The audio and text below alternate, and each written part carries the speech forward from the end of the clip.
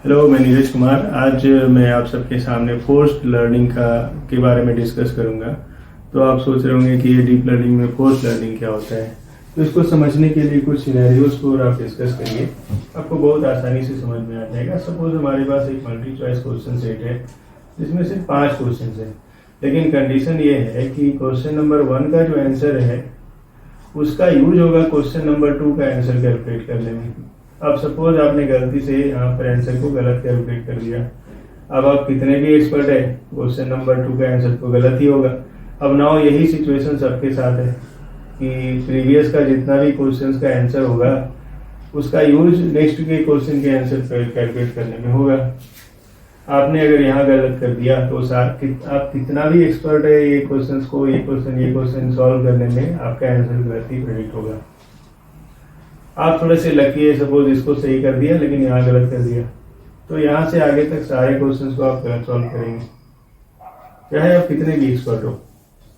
तो कहने का मतलब ये है कि जहां पर इस तरह का डिपेंडेंसीज होता है डीप लर्निंग में, तो अगर इनिशियल इंटरमीडिएट ट्रेनिंग में कुछ एरर आ जाता है तो एरर प्रोपेगेट होता है, और उससे फिर क्या होता है कि डीप लर्निंग बहुत ज़्यादा डेटा का रिक्वायरमेंट, डीप लर्निंग के लिए बहुत ज़्यादा डेटा का रिक्वायरमेंट हो जाता है, ट्रेनिंग टाइम बहुत बढ़ जाता है और एरर आने का चांसेस भी बहुत ज़्यादा हो जाता है। मतलब आपको क्वालिटी से कंप्रोमाइज़ करना पड़ता है, ज़्यादा डेटा देना पड़ता है, ट्रेनिंग टाइम भी बढ़ जाता है। अगर आपके डीप लर्निंग में ऐसा सीन होता है तो आप पूछ रहे होंगे कि भाई कहाँ ऐसा यूज होता है। तो इसका आंसर ये है कि जितने भी आप सीक्वेंस प्रेडिक्शन टास्क होते हैं, जैसे sequence to sequence, machine translation, document summarisation, document tagging, style transfer, इस तरह के जितने भी काम होते हैं जिसमें कि आप एक सीक्वेंस से दूसरे सीक्वेंस को रिप्रेजेंट करते हैं, वहां पर इस तरह का केसेस जो है वो आने का चांसेस होता है। अब ये जरूरी नहीं है कि ये सारे केसेस जो है आपके पास सिर्फ आरएनएन और एलएसटीएम के कारण आए। अब ट्रांसफार्मर के साथ भी ऐसे केसेस आते हैं जहां पर भी आपका ऐसा सीक्वेंशियल डिपेंडेंसीज का केस होता है। तो जो भी अप्रोच है जो फोर्स्ड करके इसको सॉल्व करने के लिए, तो यहाँ पर क्या होता है कि इस तरह के केसेस को सॉल्व करने के लिए हम लोग फोर्स्ड लर्निंग यूज करते हैं। तो जनरली बहुत तरह का फोर्स्ड लर्निंग यूज होता है। पहला हो गया आपका टीचर फोर्सिंग, सेकेंड हो गया शेड्यूल्ड सैम्पलिंग, एक तीसरा भी है जिसको बोलते हैं प्रोफेसर फोर्सिंग, लेकिन हम इसको प्रोफेसर फोर्सिंग को यहाँ पर अभी नहीं डिस्कस कर रहे हैं क्योंकि वो जनरेटिव फीचर्स को यूज करता है सैम्पलिंग करने के लिए। तो उसको हम लोग नेक्स्ट टाइम जब कभी भी मौका मिलता है तो जनरेटिव एडवर्सरियल नेटवर्क्स के साथ डिस्कस करेंगे। नाउ अब समझने का प्रयास करते हैं कि टीचर फोर्सिंग नहीं होता तो क्या होता। अगर मान लीजिए यहाँ पर तो हमने जान लिया कि अगर हम एक क्वेश्चन का आंसर गलत करते तो कैसे प्रोपिगेट होता, लेकिन अब यही चीज आरएनएन और एलएसटीएम के केस में कैसे होता है। तो सपोज हमने क्या किया कि एक मशीन ट्रांसलेशन ऑपरेशन कर रहे हैं जिसमें हमने इंग्लिश डाल दिया। अब जो आउटपुट डिकोडर का पार्ट है वो हमारे पास यहाँ पर है। अब इसमें फ्रेंच का आउटपुट जनरेट हो रहा है। अब क्या है कि आप देख रहे होंगे कि यहाँ पर सारे आरएनएन जो है वो आपस में कनेक्टेड हैं। ये फॉरवर्ड प्रोपेगेशन जैसा कनेक्शन है। तो फॉरवर्ड प्रोपेगेशन जैसे कनेक्शंस में क्या होता है कि जो हिडन लेयर कैलकुलेट होता है वो hidden layer at time t, previous hidden layer, previous block का जो आउटपुट होता है और नेटवर्क पैरामीटर, ये 3 चीज पर डिपेंड करता है। तो लेकिन अगर वो स्टार्टिंग है तो अगर वो फर्स्ट हिडन लेयर है तो वो इनपुट और नेटवर्क पैरामीटर पर डिपेंड करता है। तो जो थीटा नेटवर्क पैरामीटर है वो हमारा यहाँ पर आरएनएन का पैरामीटर्स है और आरएनएन का जो कनेक्शन है उसका पैरामीटर्स है, उसका पैरामीटर्स का वैल्यू ये सब है। अब क्या है कि एक करेंट केस में क्या करेगा, जो हमारा जो आरएनएन है ये तो हो गया कि हमें ये तो मिल रहा है यहाँ पर H1 H2 H3 H4 मिल रहा है। अब ये कैसे कैलकुलेट करेगा ये सिस्टम। तो इसमें क्या होता है कि ट्रेडिशनल आरएनएन जब इसके पास मतलब इस तरह का कोई फोर्स लर्निंग नहीं होता है तो ये क्या करता है कि प्रीवियस आउटपुट को as a input calculate use करता है। मतलब ये जो हो गया O0 का जो आउटपुट है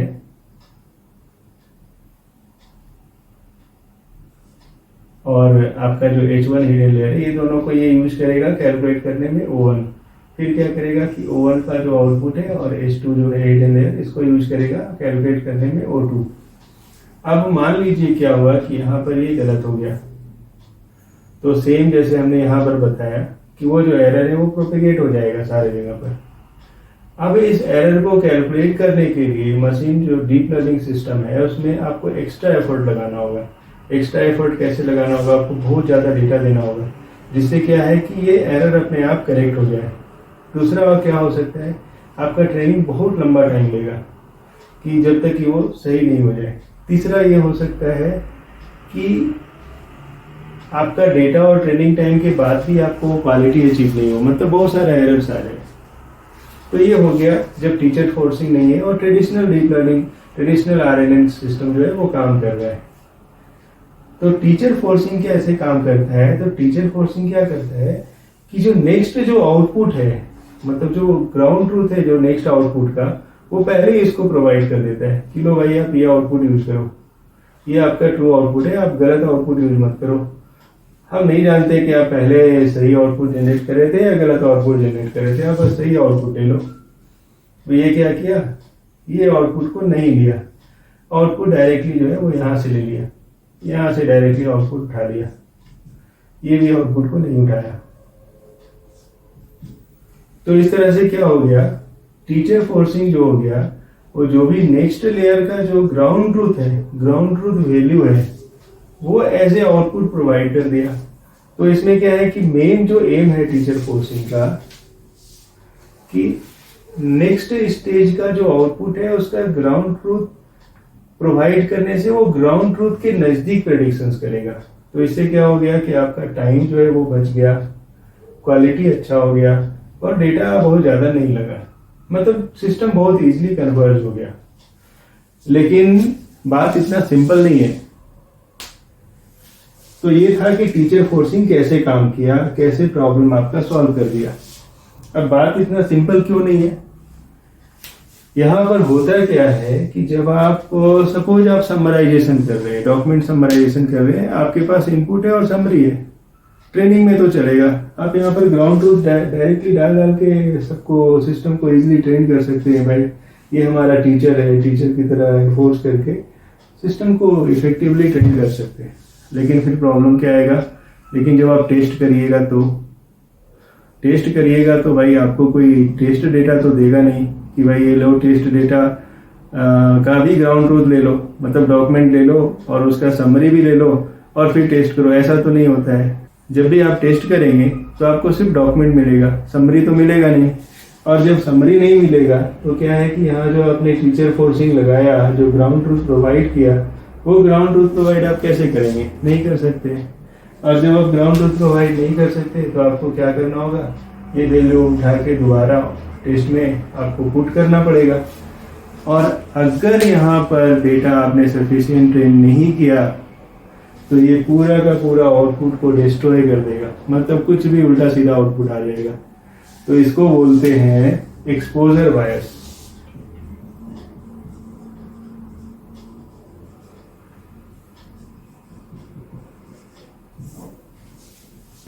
तो इसके बाद क्या है कि एक्सपोजर बायस का प्रॉब्लम को हम कैसे सॉल्व करेंगे। तो एक्सपोजर बायस का प्रॉब्लम को सॉल्व करने के लिए शेड्यूल्ड सैम्पलिंग को कॉन्सेप्ट लाया लोगों ने। तो शेड्यूल्ड सैम्पलिंग के लिए हमने ये पेपर को कवर किया, ये पेपर नहीं, सबसे पहले शेड्यूल्ड सैम्पलिंग को इंट्रोड्यूस करवाया था। मैं डिस्क्रिप्शन बॉक्स में इसका डिटेल डाल दूंगा। शेड्यूल सैम्पलिंग क्या करता है कि ये फुल्ली टीचर पर डिपेंडेंसीज को हटा देता है। यहाँ पर क्या करता है, अब कैसे हटाता है उसको थोड़ा सा समझिए। तो सेम टाइप का आर्किटेक्चर हम यहाँ भी ले रहे हैं। हम यहाँ इसको समझाने के लिए, जैसा कि पेपर में दिया गया है, 2 लास्ट हिडन लेयर के ब्लॉक को लिया गया है। अब क्या है, उसके बाद जो हिडन लेयर RNN का जो ब्लॉक है उसके ऊपर एक सॉफ्टमैक्स लेयर लगा हुआ है जो लॉस का काम करता है, फिर वो सैंपल जनरेट करता है। तो जो भी सैंपल जनरेट हुआ t-1 पर उसको बोलेंगे सैंपल y(t-1).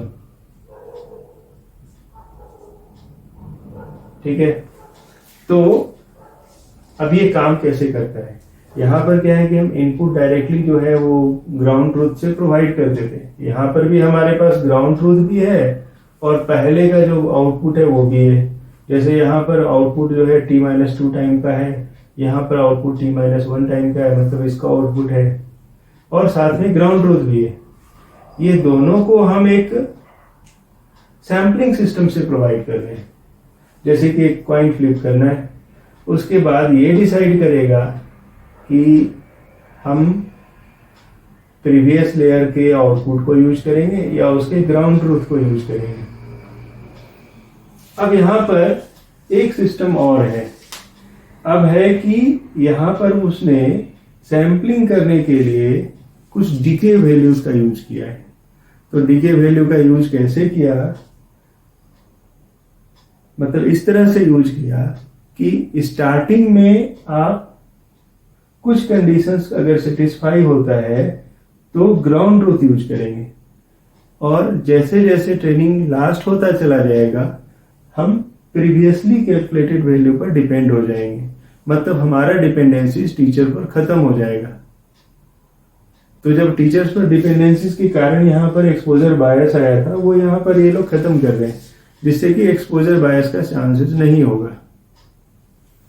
तो ये हो गया आपका शेड्यूल्ड सैंपलिंग। अब है कि ये काम कैसे करता है।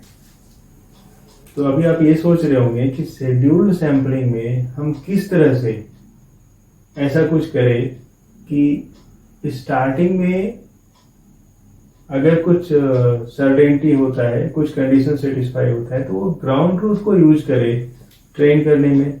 लेकिन जब ट्रेनिंग इंड होने लगे, इपोक इंड होने लगे, तो वो प्रीवियस लेयर के प्रीवियस टाइम स्टैम्प के सैंपल आउटपुट को यूज करने लगे। मतलब सेल्फ डिपेंडेंट हो जाए, टीचर फोर्सिंग डिपेंडेंसी खत्म हो जाए यहाँ पर। तो उसके लिए क्या करते हैं? तो उसके लिए पहला क्या करते हैं, ये फ्लिप ए क्वाइन। तो जो फ्लिप ए क्वाइन है वो वास्तव में दो केसेस पे काम करता है। पहला केस क्या होता है कि एप्सिलॉन आई इक्वल टू 1 है, तो लाइक ए टीचर फोर्सिंग की तरह यूज करिए, मतलब आप ग्राउंड ट्रूथ को यूज करिए। लेकिन अगर ये 0 हो जाता है तो train on the previously predicted value, मतलब प्रीवियसली प्रेडिक्टेड वैल्यूज पर ट्रेन करिए। अब ये क्या है कि एप्सिलॉन आई जो एक प्रोबेबिलिटी है, इसका वैल्यू हम कैसे डिसाइड करेंगे कि कैसे कम और ज्यादा होगा? कब हम डिसाइड करेंगे कि वो teacher forcing type of training से सेल्फ डिपेंडेंट होकर वो प्रीवियस सीरियल लेयर आउटपुट को यूज करने लगे? तो उसके लिए कुछ डीके फंक्शंस को यूज किया गया है। मतलब ऑथर्स ने कुछ डीके फंक्शंस को प्रपोज किया है। तो उसमें है लीनियर डीके। तो लीनियर डीके में क्या होता है कि वो एप्सिलॉन आई जो प्रोबेबिलिटी है वो कैलकुलेट होता है मैक्सिमम ऑफ एप्सिलॉन और k माइनस सी आई। तो एप्सिलॉन का वैल्यू 0 से 1 तक डिपेंड करता है। k जो है एक ऑफसेट है और c जो है मतलब डीके का स्लोप है। तो ये सारा स्टेप्स को कैलकुलेट करने के बाद एप्सिलॉन आई का जो वैल्यू होता है उस पर डिसीजन लिया जाता है। यहाँ एक्सपोनेंशियल डीके भी यूज किया गया है, जहाँ पर एप्सिलॉन आई इक्वल टू होता है k to the power i, जहाँ पर k जो होता है 1 से छोटा होता है, और ये डिपेंड होता है ना एक्सपेक्टेड स्पीड ऑफ कन्वर्जेंस पर। मतलब जिस तरह से वो कन्वर्ज हो रहा है एल्गोरिथम, उस तरह से वो k का वैल्यू कैलकुलेट होता है और उस तरह से एप्सिलॉन आई का वैल्यू कम होता चला जाता है। अब यहाँ पर है थर्ड जो है वो इनवर्स सिग्मॉइड डीके होता है। तो इनवर्स सिग्मॉइड डीके में क्या करते हैं कि एप्सिलॉन आई का वैल्यू k और exponential i to the i divided by k से कैलकुलेट होता है। यहाँ पर भी k जो है वो depends upon the expected speed of convergence, और i जो है किस आइटरेशन पर कितना जा रहा है। तो इस तरह से वो वैल्यू धीरे धीरे घटता चला जाता है। ये पेपर में इन्होंने काफी अच्छा फिगर देके दिखाया है कि किस केसेस में वो वैल्यू कितना डाउन होता है, कैसे घटता है। तो आप इस पेपर को ध्यान देंगे तो आपको क्लियरली समझ में भी आएगा। तो इस तरह से हमारा जो एप्सिलॉन है उसका वैल्यू घटता जाता है। उस तरह से फ्लिप ए कॉइन जो है वो डिसाइड कर पाता है कि हमें स्टार्टिंग के समय में वो इनिशियल जो ग्राउंड ट्रूथ है वो यूज करना है कुछ कंडीशंस के साथ, और बाद में प्रीवियस टाइम स्टैम्प्स के सैंपल आउटपुट को यूज करना। तो इस तरह से जो सिस्टम है वो शेड्यूल सैम्पलिंग का सिस्टम काम करता है। तो ये जो सिस्टम है ये सिर्फ RNN-LSTM में नहीं, ये काफ़ी ज़्यादा ट्रांसफार्मर्स, ग्राफ न्यूरल नेटवर्क, ये सारे जगहों पर यूज होता है।